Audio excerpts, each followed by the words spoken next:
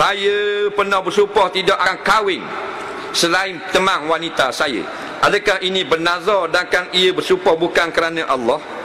Sampai sekarang masih lagi belum kahwin. Harap tolonglah saya, doakan moga berkat insya-Allah. Dia kata dia pernah bersumpah dia tak akan kahwin melainkan dengan girlfriend dia. Contohlah. Jadi adakah dikira nazar atau sumpah? Jawabnya, sumpah ini dikira sumpah bila kita berkata demi Allah. Demi Allah, demi Tuhan yang menjadikan langit, demi Tuhan yang bernama Rahman, apa saja nama Allah, itulah sumpah. Huruf sumpah dalam Arab dia ni huruf ba, huruf wa, huruf ta. Nampak? Wa huruful qasami wa yal wawu wal ba'u wat ta'u. Arab dia kata gini, billah, wallah, tallah. Melayu demi Allah. Faham? Itulah sumpah. Kalau dia kata dijunjung Quran bukan sumpah. Gambar orang dia kata, nak junjung Quran abang tak buat. Junjung Quran tak jadi apa. Menjunjung sejik tak apa lagi. Faham tak? Dia bukan sumpah. Sumpah ni demi Allah. Jadi dia kata tak demi Allah. Demi Allah saya tak akan kahwin melainkan dengan rohani girlfriend saya. Jawabnya, dia boleh kahwin dengan orang lain, tapi langgarlah sumpahnya, membayar kafarah. Inilah pandangan ulama. Bayar kafarah. Apa kafarah? Beri makan 10 orang miskin sampai kenyang. Niat dalam hati membayar kafarah sumpah. Nampak? Lepas tu jangan sumpah benda-benda lagu tu. Jodoh kita tak tahu. Kita boleh mencintai seorang nak kahwin, tapi jangan ingat kita pasti jadi jodoh kita. Dan bila kita dijodohkan dengan seseorang, kita kena ingat bukan mesti selama-lamanya. Batu Nabi larang bila kita pergi kat orang kahwin, kita kata semoga kekal ke anak cucu. Tak baik kata gitu. Pokoknya makruh, setengah ulama kata haram.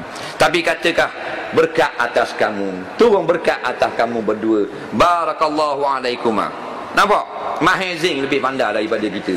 Dia ajar kita dengar lagu, tak? Tapi kita kira semoga kekal ke anak cucu. Nabi kata wala taqulu kazalik. Jangan kata gitu. Balkul, katakanlah olehmu barakallahu alaikum. Nampak? Wa jama'a bainakum bil khair. Berkat Allah turun atas kamu mudah-mudahan. Dan semoga Allah himpunkan kamu sebagai suami isteri dalam keadaan baik. Kenapa tak kata semoga tidak bercerai sampai bila-bila?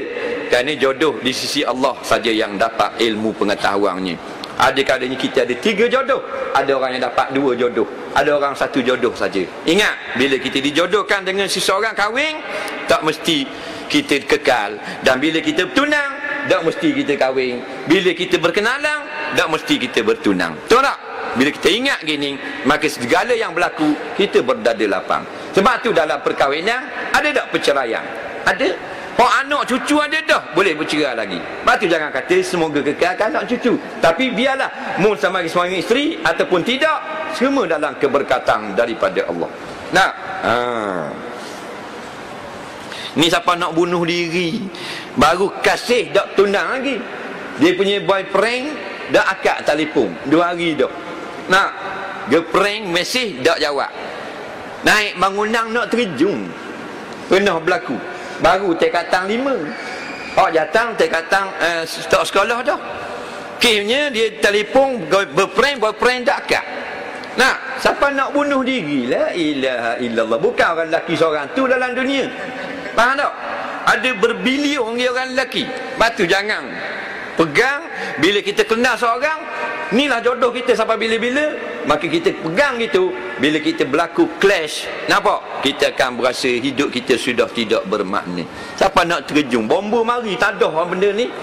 Pukat tu, tak terjun pun. Bomba kata, terjun mek, terjun tak terjun pun. Dia main gayak gitu. Nak terjun takut, tak mau terjun, nak tunjuk ke boyfriend dia perah. Tu saja. Kita tunggu juga orang polis pergi panggil boyfriend dia. Nak tengok lawa kenduk. Hebat benar boyfriend ni. Siapa girlfriend, siapa nak terjun benar bangunan, tidak akad telefon, mesti kurang-kurangnya boyfriend dia handsome macam dia cerita duduk atas kapal gini, Titanic ni. Faham tak? Leonardo DiCaprio. Mari girlfriend boyfriend mari main dengan lebar polis.